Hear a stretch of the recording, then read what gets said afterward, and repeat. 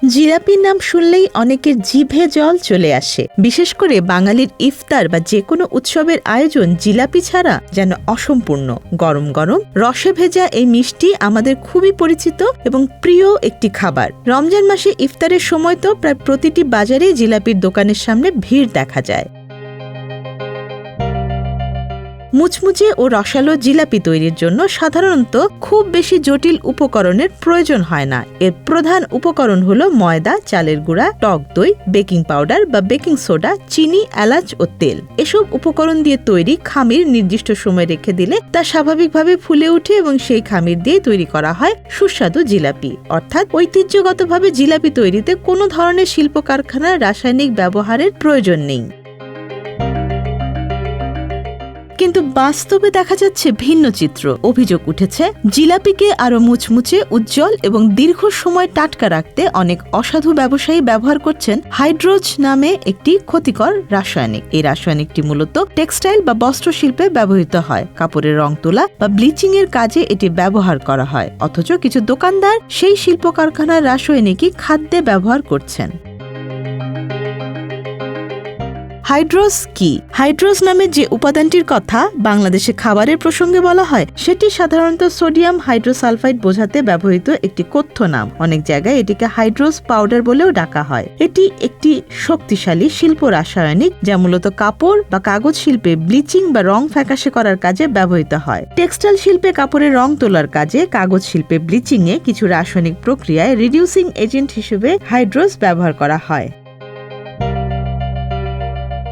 জিলাপির খামিরে বা শিরায় এই রাসায়নিক মেশালে জিলাপি দেখতে উজ্জ্বল লাগে এবং অনেকক্ষণ মুচমুচে থাকে, ফলে ক্রেতাদের কাছে এটি বেশি আকর্ষণীয় মনে হয়। কিন্তু এর আড়ালেই তৈরি হচ্ছে গুরুতর স্বাস্থ্য ঝুঁকি। রাজধানীর বিভিন্ন এলাকা, ধানমন্ডি, গুলশান, রামপুরা, মোহাম্মদপুর সহ দেশের নানা জায়গার দোকানে জিলাপিতে এই কেমিক্যাল ব্যবহারের অভিযোগ পাওয়া গেছে।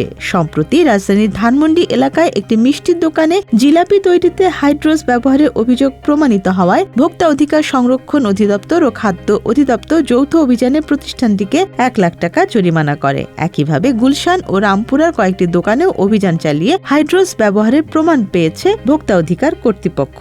শুধু রাজধানী নয়, দেশের বিভিন্ন জেলাতেও এমন অভিযোগ উঠছে। মৌলভীবাজারে জিলাপিতে হাইড্রোজ ব্যবহারের দায়ে একটি প্রতিষ্ঠানকে 16 লাখ টাকা জরিমানা করেছে খাদ্য আদালত। আবার চাঁদপুর, নোয়াখালী, পাবনা ও বরিশাল সহ বিভিন্ন জায়গার অভিযানে রেস্টুরেন্ট ও মিষ্টির দোকানগুলোকে জরিমানা করা হয়েছে। কোথাও 22 কেজি জিলাপি ধ্বংস করা হয়েছে, কোথাও আবার ইফতার সামগ্রী তৈরির অস্বাস্থ্যকর পরিবেশের প্রমাণ মিলেছে।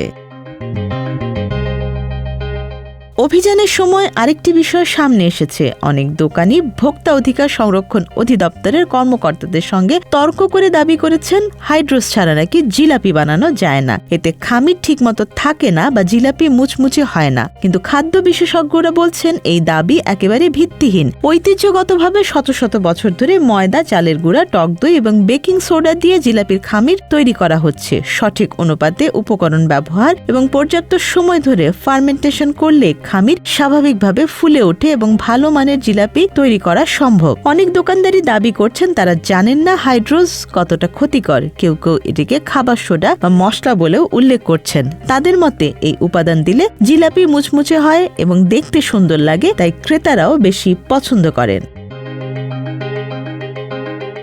চিকিৎসক ও জনস্বাস্থ্য বিশেষজ্ঞদের মতে হাইড্রোজ মানবদেহের জন্য অত্যন্ত ক্ষতিকর একটি রাসায়নিক। এটি শরীরে প্রবেশ করলে পাকস্থলীর সমস্যা, লিভার ও কিডনির ক্ষতি, শ্বাসকষ্ট এবং ত্বকের বিভিন্ন রোগের ঝুঁকি তৈরি করতে পারে। দীর্ঘদিন ধরে এই রাসায়নিক শরীরে প্রবেশ করলে ক্যান্সারের ঝুঁকিও বাড়তে পারে বলে সতর্ক করছেন বিশেষজ্ঞরা। বাংলাদেশ নিরাপদ খাদ্য কর্তৃপক্ষের জনস্বাস্থ্য বিশেষজ্ঞরা জানিয়েছেন হাইড্রোজ শরীরে প্রবেশ করলে এটি সালফার ডাই অক্সাইড গ্যাস তৈরি করতে পারে, যা ফুসফুসে চাপ সৃষ্টি করে এবং শ্বাসকষ্ট বাড়ায়। যাদের অ্যাজমা বা শ্বাস প্রশ্বাসজনিত সমস্যা রয়েছে তাদের জন্য এটি আরও বিপজ্জনক। শিশু, গর্ভবতী নারী এবং বয়স্কদের ক্ষেত্রে এর ঝুঁকি সবচেয়ে বেশি। এদিকে ভোক্তা অধিকার সংরক্ষণ অধিদপ্তর নিয়মিত অভিযান চালালেও পুরো পরিস্থিতি নিয়ন্ত্রণে আনা কঠিন হয়ে পড়েছে, কারণ দেশের বিভিন্ন শহর ও বাজারে হাজার হাজার ছোট বড় রেস্টুরেন্ট এবং ইফতার সামগ্রীর দোকান রয়েছে। এসব জায়গার অনেকগুলোতে খাবার তৈরি হয় খোলা পরিবেশে এবং যেখানে স্বাস্থ্যবিধি মানার বিষয়টি প্রায় উপেক্ষিত থাকে।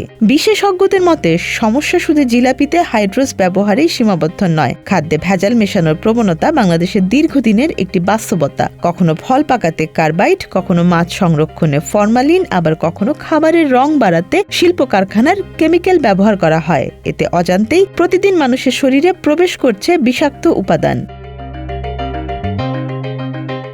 এই বাস্তবতায় সবচেয়ে বড় উদ্বেগের বিষয় হলো ক্রেতারা অনেক সময় বুঝতে পারেন না তারা কি খাচ্ছেন। উজ্জ্বল রং, মুচমুচে স্বাদ এবং আকর্ষণীয় চেহারার আড়ালে লুকিয়ে থাকে স্বাস্থ্য ঝুঁকি। ফলে সুস্বাদু খাবারই হয়ে উঠতে পারে ধীরে ধীরে শরীরের জন্য মারাত্মক ক্ষতিকর। রমজানের ইফতারের আনন্দ তখনই অর্থবহ হবে যখন সেই খাবার হবে নিরাপদ ও স্বাস্থ্যসম্মত। কিন্তু প্রশ্ন রয়ে যায়, অভিযান আর জরিমানার পরও যদি কেমিক্যাল মেশানো জিলাপি বিক্রি বন্ধ না হয়, তবে সাধারণ মানুষ নিরাপদ খাবার পাবে কোথায়?